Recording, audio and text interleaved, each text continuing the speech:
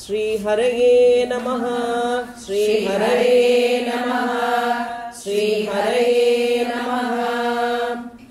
तद्दृष्ट्वा चिन्तयामास मारुतेर्विकृताननम्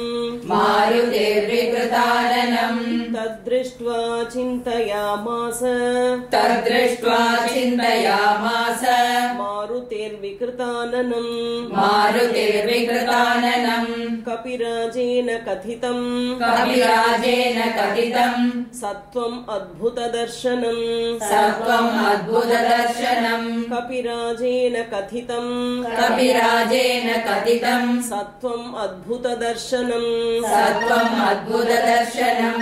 तद्दृष्ट्वा चिन्तयामास मारुतिर्विकृताननम् कपिराजेन कथितम् सत्त्वम् अद्भुतदर्शनम्। छायाग्राहि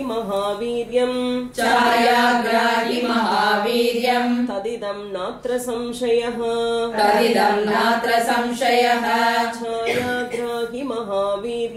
छायाग्राहि महावीर्यम् तदिदं नात्र संशयः सतां बुद्ध्वार्थतत्त्वेन सिंहिकां मतिमान् कपिः सतां बुद्ध्वार्थतत्त्वेन सिंहिकां मतिमान् कपिः छायाग्राहि महावीर्यम् तदिदं नात्र संशयः सतां बुद्ध्वार्थतत्त्वेन सिंहिकां मतिमान् कपिः व्यवर्धत महाकायः प्रावृषीव वलाहकः व्यवर्धत महाकायः प्रावृषीव वलाहकः तस्य साकायमुद्वीक्ष्य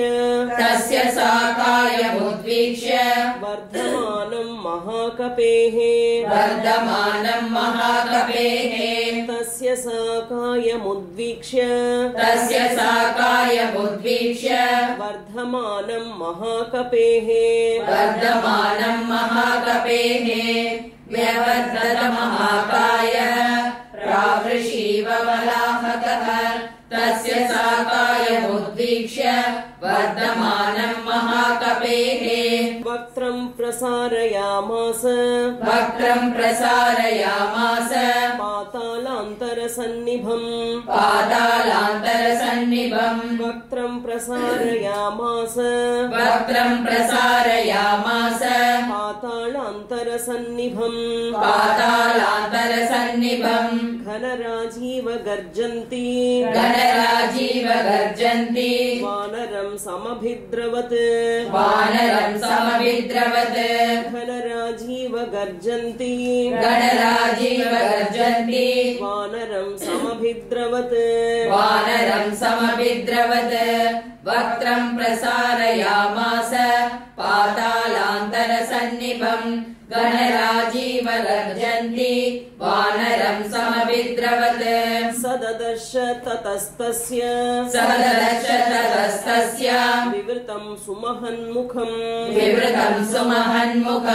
सददर्श ततस्तस्य विवृतं सुमहन्मुखम् कायमात्रं च मेधावी मर्माणि च महाकपिः कायमात्रं च मेधावी मर्माणि च महाकपिः सददर्शतस्तस्य विवृतं सुमहन्मुखम् कार्यमात्रं च मेधावी मर्माणि च महाकपिः सतस्य विवृते वक्त्रे वज्रसंहननः कपिः सतस्य विवृते वक्त्रे वज्रसंहननः कपिः संक्षिप्य मुहुरात्मानं निपपात महाबलः निपपात महाबलः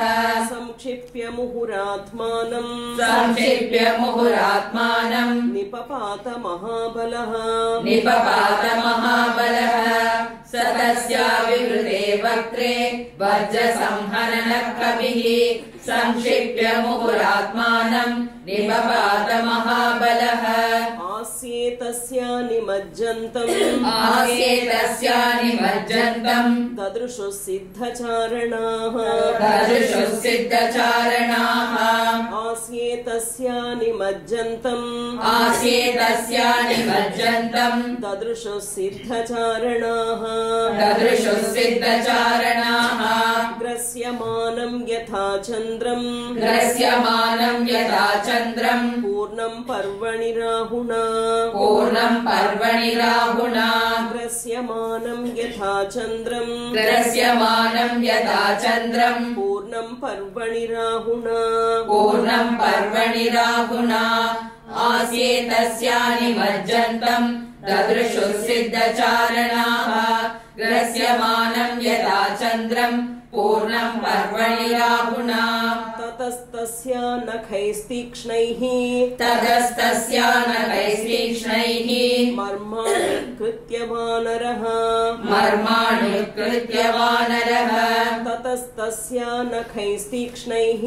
ततस्तस्या नखैस्तीक्ष्णैः मर्माण्युत्कृत्य वानरः मर्माण्युत्कृत्य वानरः उत्पपाताथ वेगेन उत्पपातात् वेगेन मनः सम्पात विक्रमः मनः सम्पाद विक्रमः उत्पपाताथ वेगेन उत्पपातात् वेगेन मनः सम्पात विक्रमः मनः सम्पाद विक्रमः ततस्तस्या नखैस्तीक्ष्णैः मर्माण्युत्कृत्य वानरः उत्पपातात् वेगेन मनः सम्पाद विक्रमः तां तु दृष्ट्या च धृत्या च तां तु दृष्ट्या च धृत्या च दाक्षिण्येन निपात्य हि दाक्षिण्येन निपात्य हि तां तु दृष्ट्या च धृत्या च तां तु दृष्ट्या च धृत्या च दाक्षिण्येन निपात्य हि दाक्षिण्येन निपात्य हि स कपि प्रवरो वेगाद् स कपि प्रवरो वेगात् ववृधे पुनरात्मवान् ववृधे पुनरात्मवान् स कपि प्रवरो वेगाद् स कपि प्रवरो वेगात् ववृधे पुनरात्मवान् ववृधे पुनरात्मवान् तां तु दृष्ट्या च धृत्या च दाक्षिण्येन निपात्य हि स कपि प्रवरो वेगात् ववृधे पुनरात्मवान् हृतहृत्सा हनुमता कृतहृत्सा हनुमता पपात विदुराम्भसे पपात विदुराम्भसि हृतहृत्सा हनुमता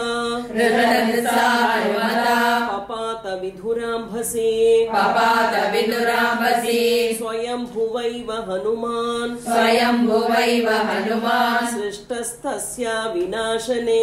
सृष्टस्तस्या विनाशने स्वयंभुवैव हनुमान् स्वयंभुवैव हनुमान् सृष्टस्तस्या विनाशने सृष्टस्तस्या विनाशने हृदहृत्सा हनुमता पपात विदुराम्भसि स्वयंभुवैव हनुमान् सृष्टस्तस्या विनाशने तां हतां वानरेणाशु तां हतां वानरेणाशु पतितां वीक्ष्य सिंहिकां पतितां वीक्ष्य सिंहिकां तां हतां वानरेणाशु तां हतां वानरेणाशु पतितां वीक्ष्य सिंहिकां पतितां वीक्ष्य सिंहिकां भूतान्याकाशचारिणी भूतान्याकाशचारिणी तमोचु प्लवगोत्तमम् तमोचु प्लवगोत्तमम् भूतान्याकाशचारिणी भूतान्याकाशचारिणी तमोचु प्लवगोत्तमम् तमोचु प्लवगोत्तमम् तां हतां वानरेणाशु पातिताम् वीक्ष्य सिंहिकाम् भूतान्याकाशचारिणी तमोचो प्लवगोत्तमम् भीममद्य कृतं कर्म भीममद्य कृतं कर्म महत्सत्त्वं त्वया हतम् महत्सत्त्वं त्वया हतम् भीममद्य कृतं कर्म भीममद्य कृतं कर्म महत्सत्त्वं त्वया हतम् महत्सत्त्वं त्वया हतम् साधयार्थम् अभिप्रेतम् साधयार्थम् अभिप्रेतम् अरिष्टं प्लवताम्बर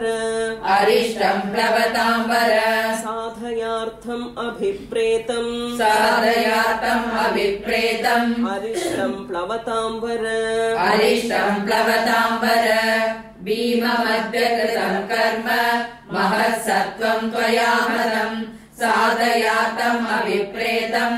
अरिष्टं प्लवताम्बर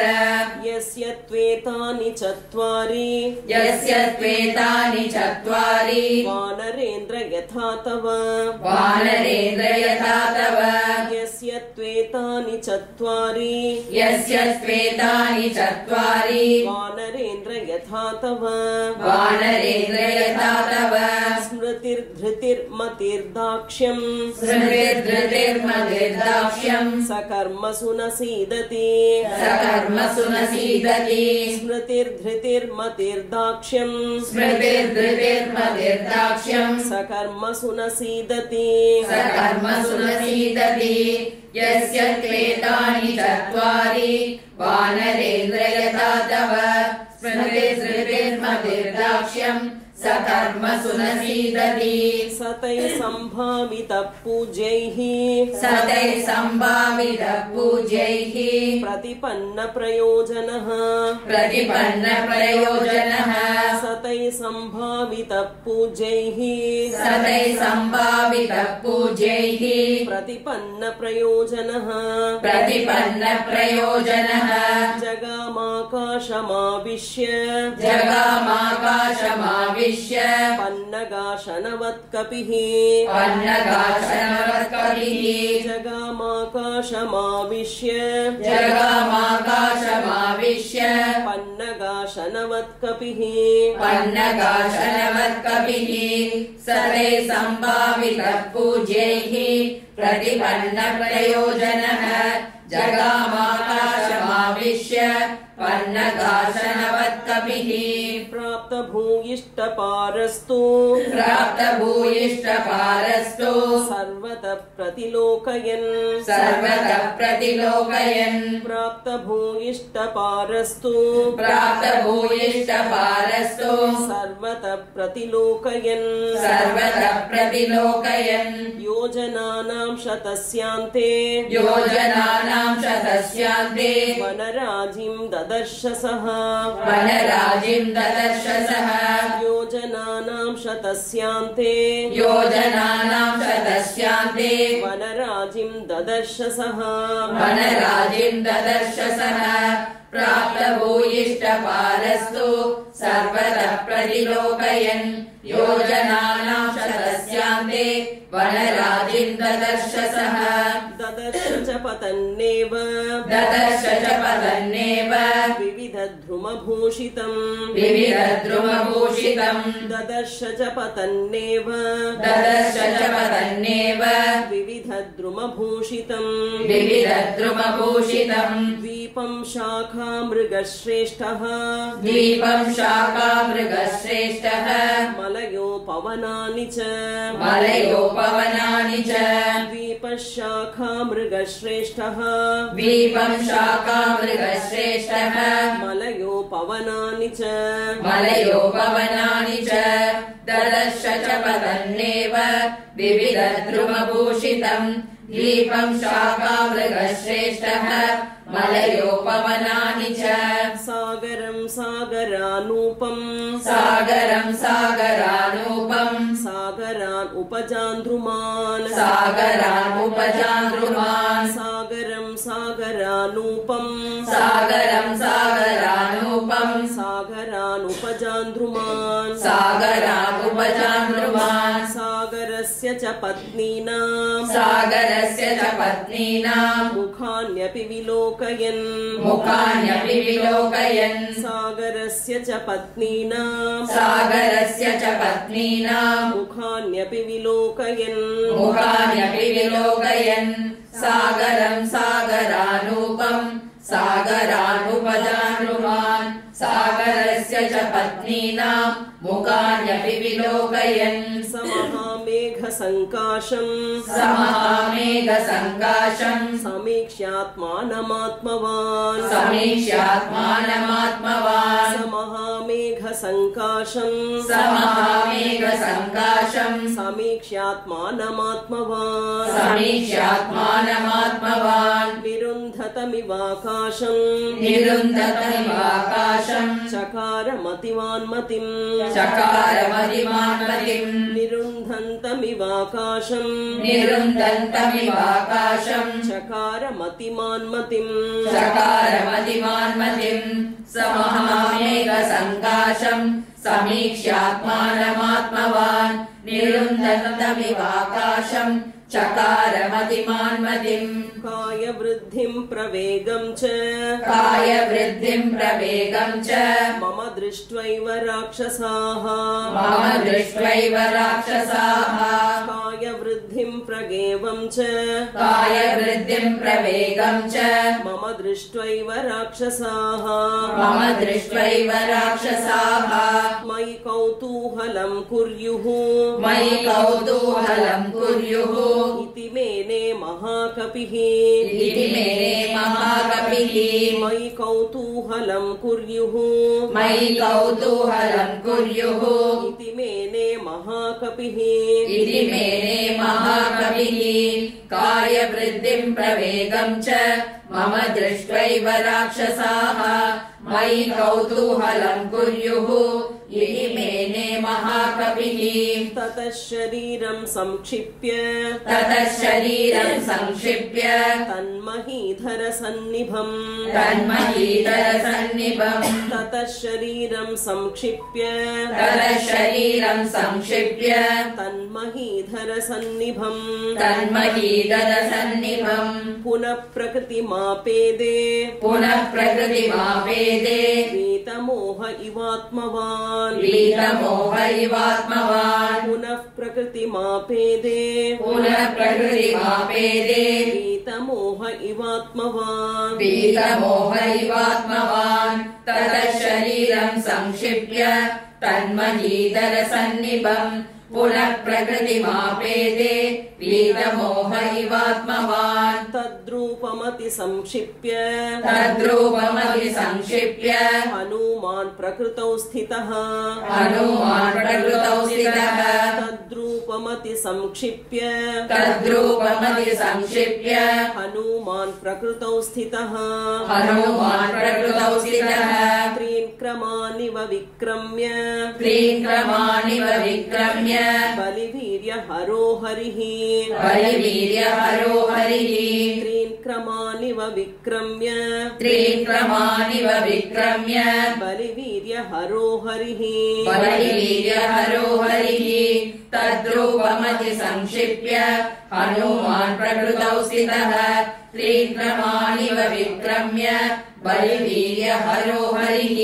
स चारुनानाविधरूपधारी स चारुनानाविधरूपधारी परं समासाद्य समुद्रतीरम् परं समासाद्य समुद्रतीरम् स चारुनानाविधरूपधारी स चारुनानाविधरूपधारी परं समासाद्य समुद्रतीरम् परं समासाद्य समुद्रतीरम् परैरशक्यं प्रतिपन्नरूपः परैरशक्यं प्रतिपन्नरूपः समीक्षितात्मा समवेक्षितार्थः समीक्षितात्मा समवेक्षितार्थः परैरशक्यं प्रतिपन्नरूपः परैरशक्यं प्रतिपन्नरूपः समीक्षितात्मा समवेक्षितार्थः समीक्षितात्मा समवेक्षितार्थः स चारुनानाविधरूपधारी परं समासाद्य समुद्रतीरम् परैरशक्यं प्रतिपन्नरूपः समीक्षितात्मा समवेक्षितार्थः ततः सलम्भस्य गिरे समृद्धे ततः सलम्भस्य गिरे समृद्धे विचित्रकूटे निपपातकूटे विचित्रकूटे निपपातकूटे ततः सलम्भस्य गिरे समृद्धे ततः सलम्भस्य गिरे समृद्धे विचित्रकूटे निपपातकूटे विचित्रकूटे निपपातकूटे सकेतकोद्दालकनारिकेले सकेतकोद्दालकनारिकेले महाद्रिकूट प्रतिमो महात्मा महाद्रिकूट प्रतिमो महात्मा सकेतकोद्दालकनारिकेले सकेतकोद्दालकनारिकेले महाद्रिकूट प्रतिमो महात्मा महाद्रिकूट प्रतिमो महात्मा ततः सलम्भस्य गिरे समृद्धे विचित्रकूटे निपपातकूटे सकेतकोद्दालकनारिकेले महाद्रिकूट प्रतिमो महात्मा ततस्तु सम्प्राप्य समुद्रतीरम् ततस्तु सम्प्राप्य समुद्रतीरम् समीक्ष्य लङ्काम् गिरिराजमूर्ध्नि समीक्ष्य लङ्काम् गिरिराजमूर्ध्नि ततस्तु सम्प्राप्य समुद्रतीरम् ततस्तु सम्प्राप्य समुद्रतीरम् समीक्ष्य लङ्काम् गिरिराजमूर्ध्नि समीक्ष्य लङ्काम् गिरिराजमूर्ध्नि कपिस्तु तस्मिन्निपपात पर्वते कपिस्तु तस्मिन्निपपात पर्वते विधूय रूपम् व्यथयन् मृगद्विजान् विधूय रूपम् व्यथयन् मृगद्विजान् कपिस्तु तस्मिन्निपपात पर्वते कपिस्तु तस्मिन्निपपात पर्वते विधूय रूपम् व्यथयन् मृगद्विजान् विधूय रूपम् व्यथयन् मृगद्विजान् ततस्तु सम्प्राप्य समुद्रतीरम् समीक्ष्य लङ्काम् गिरिराजमूर्ध्नि कपिस्तु तस्मिन्निपपात पर्वते विधूय रूपम् व्यथयन् मृगद्विजान् ससागरम् दानवपन्नगायुतम् ससागरम् दानवपन्नगायुतम् बलेन विक्रम्य महोर्मिमालिनम् बलेन विक्रम्य महोर्मिमालिनम् ससागरम् दानवपन्नगायुतम् ससागरम् दानवपन्नगायुतम् बलेन विक्रम्य महोर्मिमालिनम् बलेन विक्रम्य महोर्मिमालिनम् निपत्य तीरे च महोदधेस्तदा निपत्य तीरे च महोदधेस्तदा ददर्श लङ्काम् अमरावतीमिव ददर्श लङ्काम् अमरावतीमिव निपत्य तीरे च महोदधेस्तदा निपत्य तीरे च महोदधेस्तदा ददर्श लङ्काम् अमरावतीमिव ददर्श लङ्काम् अमरावतीमिव ससागरम् दानवपन्नगायुतम् बलेन विक्रम्य महोर्मिमालिनम् निपत्य तीरे च महोदधेस्तदा ददर्श लङ्काम् अमरावतीमिव श्रीहरये नमः श्रीहरये नमः श्रीहरये नमः श्रीहरये नमः इत्यार्षे श्रीमद् रामायणे श्रीमद् रामायणे वाल्मीकिये आदिकाव्ये चतुर्विंशतिसहस्रिकायाम् संहितायाम् सुन्दरकाण्डे सागरलङ्घनम् नाम प्रथमः सर्गः जानकीकान्तस्मरणम् जय जय राम राम आञ्जनेयमूर्ति की जय।